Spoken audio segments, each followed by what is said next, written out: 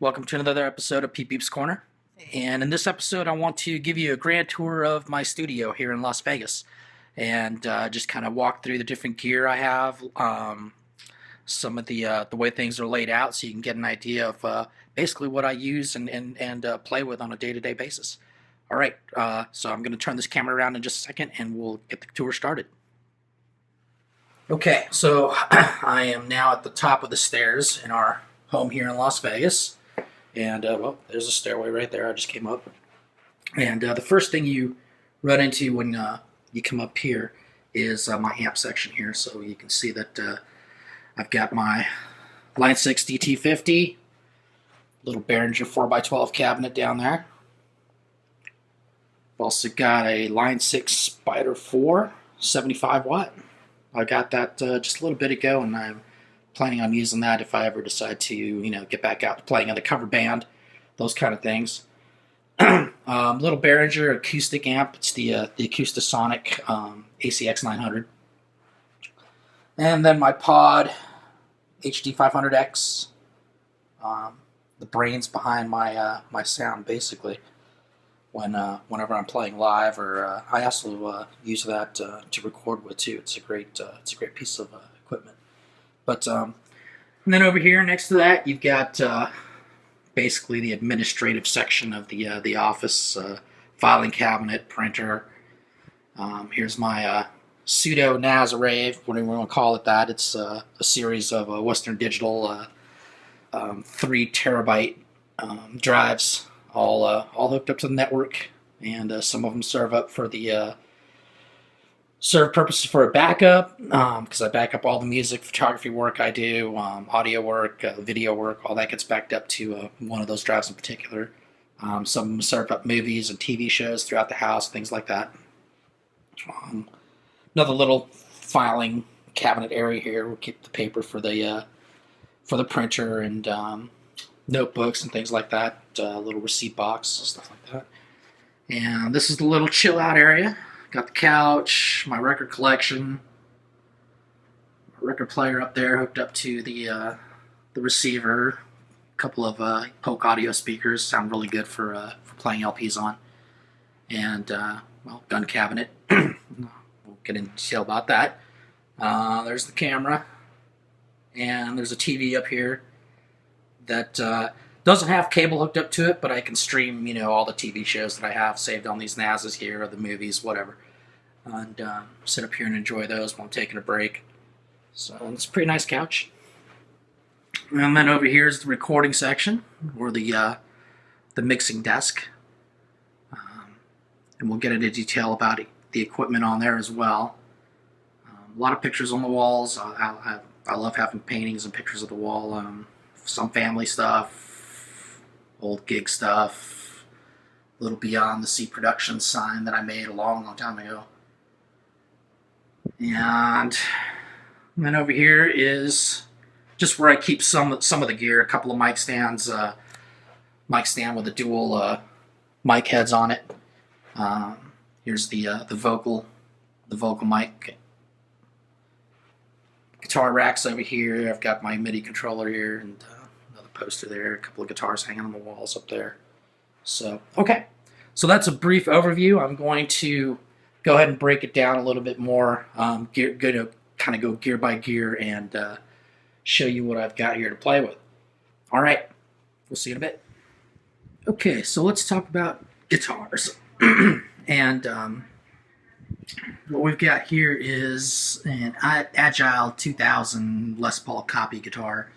I think I paid maybe $180 for it, or something like that. It's a cheapie, but I bought it mostly for a project type guitar. I threw some orange drop capacitors inside of it on the tone knobs and the volume knobs, and some EMG selects pickups in it, and the action on it's really good. It's really nice playing-wise, playability-wise, and tone-wise, not too bad. But I don't play it much anymore, so it just kind of hangs here, mostly decoration. And right next to it here is the very first Variax guitar that I ever bought. It's the Variax 500. They don't make these anymore. So it's a bit of a collector, as I would imagine, or it will be at some point. I don't ever plan on getting rid of it. It's a modeling guitar, so 28, 26, 28 different guitars inside of it. You've got models of Stratocasters, Telecasters, Les Pauls, Rickenbackers. You've got acoustics, you've got a banjo in it, all kinds of good stuff. So really versatile guitar tone-wise. But you notice it doesn't have any of your standard pickups in it, which would normally be right in this area here. So playing that live with cover bands, like I did for a while, used to freak people out. Every once in a while they'd come up and say, how the hell's that guitar making any sound? There's no pickups on it. So it was kind of cool. I liked, gave me a chance to start conversation about the Line 6 and the Variax guitars. So, and let's see over here. My latest acquisition. This is a 1982 model Ovation Celebrity 12-string, and found it at a Guitar Center, and I'm guessing they probably did their research on it, but I got a really good deal on it, and I'm surprised, and the tone on it is awesome. Love it. It's excellent for recording, and so yeah, I'm pretty happy about that. Let's see here. And then over here we've got my one Ibanez G10 bass right here. Use it for recordings. Nice guitar, decent bass tone. A little tinnier than I like, so I might wind up looking at another, picking up another bass guitar at some point down the road. But for right now, it does the job. This is the Epiphone Dot hollow body. Again, just for a different type of tone. I really like the sound of the hollow bodies for certain things, especially for the roots rock, Americana kind of rock kind of tone. Gets a good tone for that kind of thing. This is my Ovation Celebrity 6-string. And this is my go-to acoustic. This is the one I play quite a bit. So most of the acoustic stuff you hear on a lot of the music I produce is going to be played on that particular guitar.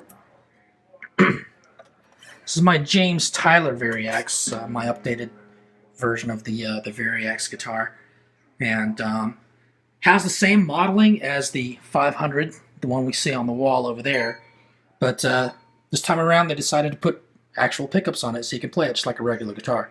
And if the battery inside here for the modeling runs out, you still have the ability to play it live. And then my baby. After 32 years of playing, I figured it was time I actually got a Gibson Les Paul. So this is a 2013 Les Paul Standard. Beautiful guitar. I actually went to Guitar Center, tried out probably 5 different Les Pauls before I settled on this one here. I had originally gone with the intention of picking up a Alpine White Les Paul, but when I played it, it just didn't feel right. And had the guy start pulling Les Pauls off the wall and playing them, and eventually this is the one that literally probably within 30 seconds of playing it, I knew this was the one that was for me. And it does have the on the pots here, the coil taps for the pickups, so you can split them into single coil pickups, and then the phase invert on the tone knobs. So, pretty cool guitar. Get a lot of tones out of that one particular guitar. Alright, so that's the guitars, and we'll move on to probably the recording desk next, and we'll talk about that. See you in a bit. Alright, so here we are at the recording desk, mixing desk, production desk, whatever you would like to call it. And let's start with the brains of the entire operation, which is the 2012, late 2012 iMac. It's got an i7 chip in it.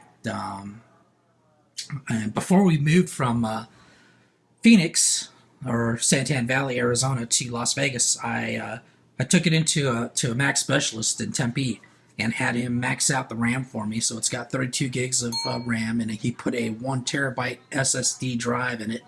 So the thing runs like a monster, and doesn't matter how many tracks when we're recording I throw at it, the thing just performs smoothly as hell. I love it. And then I've got a Samsung 32-inch monitor here that I connect to it and use this for usually when I'm looking at the mixer in Logic. And Logic is my go-to digital audio workstation, or DAW. So I do have Pro Tools, but I've found Logic has a workflow that just makes more sense to me. And here's the recording interface. This is the Focusrite Liquid Sapphire 56. It's got 8 inputs. 2 of the inputs 1 and 2, right here, are what they call liquid channel. And they can actually model, I believe it's 8 or 10 different types of preamps, from different types of classic preamps all the way up to your solid state preamps and things like that, newer stuff. And this runs, or the inputs I should say, for that, I've got running out to an 8-channel snake.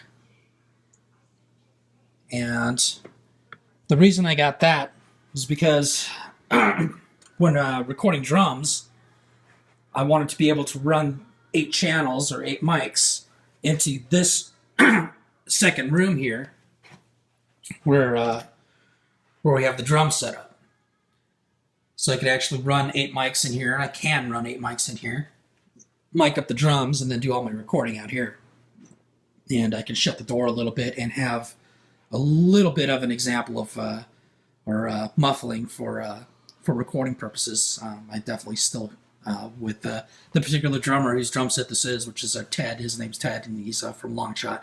He's a pretty heavy hitter, so I would imagine even with trying to soundproof this room somewhat, he would probably we'd still be able to hear him out into the recording desk out here.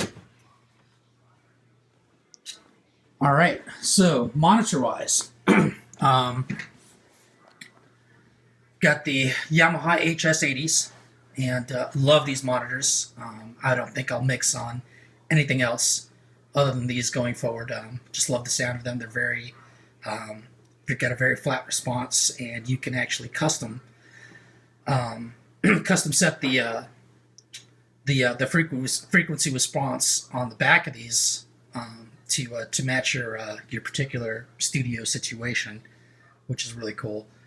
Also got a pair of M Audio monitors here, little 3 or I believe they're 5-inch actually, for listening to the mid-range more so than anything else, and just a pair of those. There's one sitting over here too. And that just gives you a better idea of what your mid-range is going to be, so you can mix towards that. And then the altos I've also got hooked up, which just gives me a different sound source for listening to the mixes and determining what they're going to sound like on the bigger speakers, being played through a PA.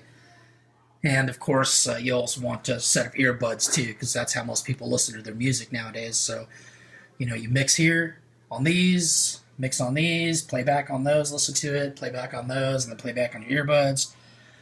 Burn a copy of a CD, take it out to the car, listen to it in there. All kinds of different places you can think to listen to it, and listen to your mixes and do what you need to do to make them sound good.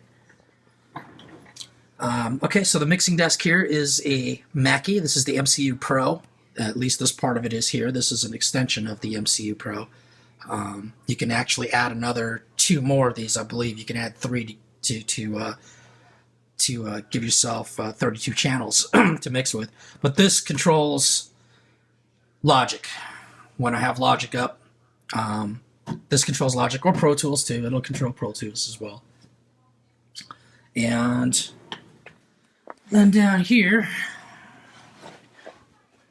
which I haven't really hooked up yet, but I've got it here just in case I ever need it, or I need more than 8 channels. This is Tascam US 1800, which gives you another 8 channels of input. This is USB though, so I might bring in my PreSonus Fire Studio, which has got 8 channels Firewire, and swap it out for that. The PreSonus is sitting in the live rig right now. This is my old Art SGX 2000. Had this thing for quite a while. A friend of mine, Jim, who used to play guitar with in a cover band, had one of these, and I fell in love with the sound of it back then. This was back in probably 1991 when I was playing with Jim, and I always envied the fact that he had this thing in his rig, and he used to get some really killer guitar tones out of it. Right now, I'm using it more for the reverbs and the delays. I actually take the Liquid Sapphire, run it out to this, and I can use this outboard to get some really cool delays and reverbs. They're very, very smooth sounding, and have a bit of a retro tone, but very cool stuff. This is a Ross 30-band graphic equalizer, not hooked up to anything right now, and the Alesis DM5 drum module from an old electronic drum kit that I had a couple years back. I actually still have the drum kit, but it's sitting in the garage. I don't use it anymore. But the module's there just in case I want to have an extra, weird tone. It's got a lot of cool little sounds in it, a lot of metallic tones and things like that. So pretty cool. And so if I need something, I can just actually preview it or pop a sound in when I need it into a tone, or into a mix, I should say. And then down here, I've got my pedals. Again, I don't use these too often. The Dan Electro pedal is probably one I use more than the others. Has a really nice crunch sound to it for the guitars. Next would be the Banshee, the talk box. This is the Rocktron talk box. I've used this on a few of the original songs I've done, and love the talk box. Good stuff. This is the Boss Super Shifter, and because I do love doing a lot of dual guitar leads, so I used to use this, and now I can actually get the dual guitar leads out of the pod sitting there on the floor, which will handle most of that for me. And this is a Line 6, first Line 6 pedal I bought was the Echo Park here, and beautiful delays, awesome delays, all kinds of different types of delays, echoes. Very, very cool, versatile pedal. And who knows, I might break that out every once in a while and play with it. And that is about it for the mixing desk. I mean, we could talk about, got some storage in here. Always have a candle burning, things like that. Got a little box here that my wife made me. Keep all my picks in. Couple of Imp2 direct boxes. Always good to have a couple of those on hand when you want to record things like a bass, direct into the recording interface, or acoustic guitar. Always good to have one of those around. And then I just keep some extra strings back here, a capo, guitar slide, things like that, little necessities. And then, of course, notebooks. Always have notebooks, always have something to write with and keep notes with. And that's about it. Got some wires hanging over here, which is basically just hanging on a coat rack that I converted into a cable rack. So, all right, next we'll probably move on to microphones, and we'll talk about microphones. All right, see you in a bit. Okay, so let's talk about some microphones. Let's start with my favorite go-to mic for vocals. This is the Avantone CV12.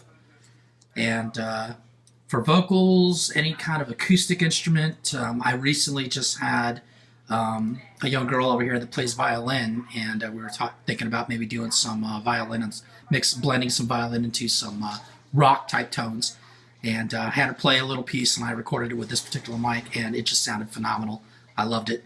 And so vocals, any kind of acoustic instrument. I haven't tried micing like an electric guitar cabinet or anything like that with it. It's just been for acoustic use, but the sound of this thing is phenomenal. It's got a 12AX7 tube in it, and just a warm, rich tone. The highs are crisp, but not piercing. The lows are nice and smooth. Yeah, love it, love it. I don't have to hardly do any kind of mixing, EQing or anything like that. I could probably just use the tone to come straight out of this mic half the time. But so this mic runs into this box here via a 9-pin connector, which provides the phantom power for it, and then you've got your 3-pin connector here, which runs out to your regular mic input. And the cool thing about this is, right on the box, you can change the dynamics of the mic. Basically, you can have it as a cardio type mic. You can go figure 8. You can do anything in between there. So pretty cool, actually. So okay. Now down here we keep the other mics. Oh well, we'll talk about the Blue Yeti. I did pick this up just a little bit ago too for doing podcasts mostly. So when I'm doing anything sitting here and recording my screen, this is the microphone I'll be using for recording those type of podcasts or Peep Peep's Corner episodes. Oh, the Aventone CV12, when you buy it, it comes in this pretty cool Rode case. So the mic would go here, the mic would go here, cables here, your power box goes in here. Comes with its own microphone shock absorber, so that comes in here. And then the microphone itself actually comes in a very nice wooden case. Felt lined, good stuff. Okay. So, as you can read on this box here, this is the MXL V67G, and I used this for, at least the last time I used it was for recording a guitar cabinet, and I hooked this up alongside a Shure SM57, and then blended the two tones together that I was getting, and came up with a really awesome guitar sound, at least for that particular guitar cabinet, which again was the Longshot band, David's Rebesky's guitar cabinet. So been getting good tones that way, so I'll probably stick with that mic for recording him, but I may try this one. This is my most recent purchase. This is the Sennheiser E609. And this is literally made, if you see it says front there, it's literally made to hang down and sit right on the face of a guitar cabinet. You can literally just drape it over the top of the amp or cabinet and just hang it right there, scoot it to where you need it. And I haven't tried recording with it yet, but all the reviews I've seen have been very, very positive. So anxious to try that one out. Okay, and here we've got a little MXL kit. This is one of the first microphone kits I ever bought when I first started revamping the studio. So this comes with an MXL 990, which is a large diaphragm condenser mic. Not bad, actually. Good for vocals. I've used it for overheads on drum kits. I used it for mic in a guitar cabinet too, so it does a good job for that. And this is the 991 small diaphragm condenser mic. Again, not a bad mic. Good for using, again, overheads possibly. You could probably not bad for micing up an acoustic guitar, So that kit there. And okay, let's see here. Let's move on to the big box here. Now I did buy this SKB case, Sweetwater, and I knew I was going to need it eventually to start holding the collection of mics. Microphones are where I've put my biggest investment, I would say, next to maybe like the Les Paul or something like that. My largest investment when I started getting into to recording, home recording, has been into microphones. So and my advice to anybody getting into home studios is that's where you should put your investment, because you always want to try and get the best sounding recordings you can out of the microphones, and do so you don't have to do much work, EQing or adding a bunch of compression to something, or trying to fix a particular tone in your workstation, or when you're mixing. The tone should be pretty well sounding damn good by the time they get in there from the microphone, and that's my way of approaching it. If I have to spend a lot of time going in and trying to fix a particular tone or guitar tone or bass tone, or fix the sound of a kick drum, I'll just go back and re-record it, and I won't bother trying to fix it with plugins or EQs or things like that. I'll just go back, try a different mic, and re-record it. So anyway, mic-wise here, got another MXL 990. I did buy a second one because, like I said, I did use them for overheads at one point, so I wanted to, because I like doing stereo overheads. These here are just cheapy, natty Star Power microphones that I think we used live at some point for a little while, and then, in the previous cover band. But again, you never know when you might want to try this on a guitar amp or try it on somebody's vocals to see how it works for them. But so I think I've got 3 of those, yeah. And then this here is the Sennheiser MD427. Good for miking a kick drum. It's got a very round bottom end sound to it. So yeah, good for kick drums, good for miking a bass amp. Or you can even mic a guitar amp with it if you want to, if you were looking for a nice round bottom end sound to it. And here are the Perception 170s. These are AKG Perception 170s. I did use these for overheads at one point too. A little bright for my taste as overheads, so I switched to a large diaphragm condenser mic. But again, probably good for acoustic instruments. Could be even used on a vocal, and then blended, along with a large diaphragm condenser, and then blend the 2 tones together. So all kinds of stuff you can do. And then the studio standard Shure SM57. I've actually got 1, 2, 3, 4. I've got 5 of these, and because I do like miking drums with these things, snares, toms. I love the way these things sound on those. So, and then here you've got an assortment of stands and clips and holders, and these actually were a pretty good investment here. These mic clips, they clip onto the side of a drum, so you can mount your mic there and aim it as you need to. Yeah, so all kinds of stuff in there. And let's see here. I think this is, some more Behringer microphones here. These are mostly used for live situation.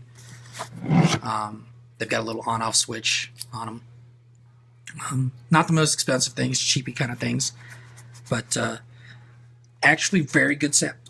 Very good sound, especially for vocals when you're performing live. And this is a full-on drum recording mic kit. This is a digital reference, and comes with 7 microphones. You get your larger dynamic mic here for recording the bass drum. You've got 1, 2, 3 of the smaller ones for recording toms, and then 1 for snare, and then 2 small diaphragm condensers for your overheads, or if you want to stick one on top of a hi-hat or a ride cymbal, you can do that. And then it's got the clips for mounting onto the side of the drums. I may try these again at some point, but right now the SM57s are doing the job. And I want to kind of try to stay consistent recording this particular band that I'm recording right now, at least with the drum set that's in there. So we'll keep that as consistent as possible. And I believe that's it for microphones. You know, tons of microphone cables over there. It's always good to have a bunch of those around. And that's it for mics. Oh no, wait, that is not it for mics. I've still got these in here actually where the drum kit is.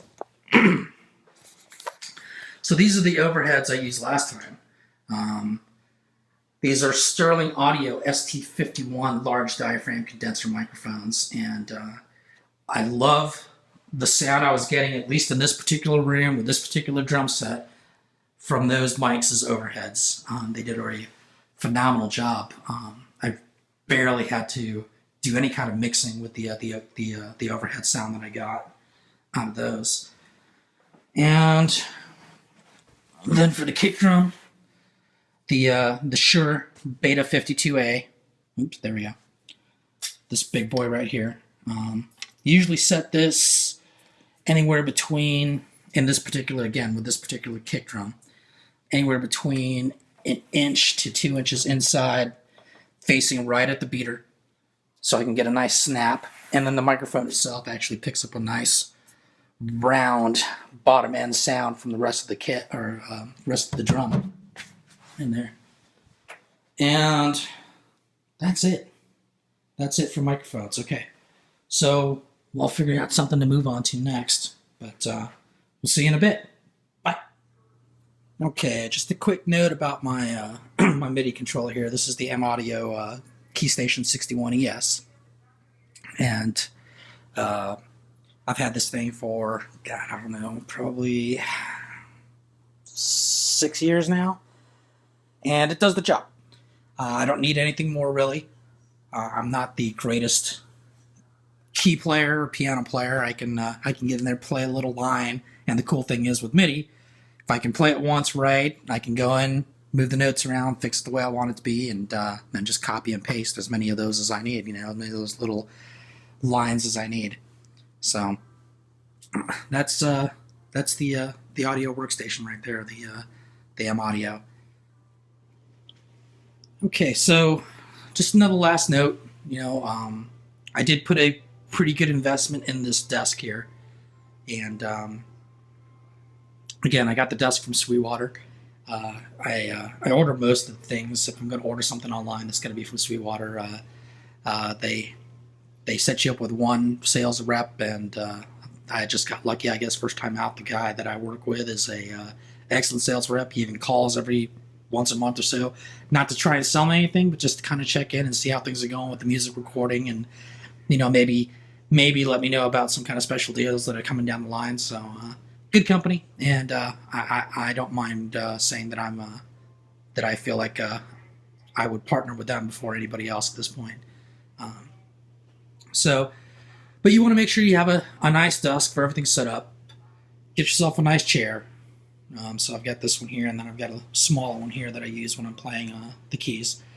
But you're gonna, if you're taking it seriously and you're really going to try and start going semi-pro, at least with your home recording studio, you're going to be spending a lot of time at your recording desk here. So you do want to make it as comfortable as possible for yourself. I always have some kind of candle going at some point. I burn incense in here all the time. I love the smell of incense, different smells of incense. Have your lighting decent so you can see everything that's going on. I may at some point add some lighting underneath the desk here, a little LED strip lighting, maybe right here too, so I can actually see the outboard gear there a little bit better. What I did do is for the back here, which is going to be hard to see, it's going to be dark initially at least, but underneath here, for connecting all the wires and stuff when I do need to get back there for anything, I found the battery's out on it right now. But anyway, it's just a little push button LED light, circular, that has some double-sided tape on it, and just stuck it up to the top there, and I can have some light back there when I need to work back there. And so yeah, just make it as comfortable as possible for yourself. Um, if you've got the room, get yourself a couch and make yourself a little chill out area, and hang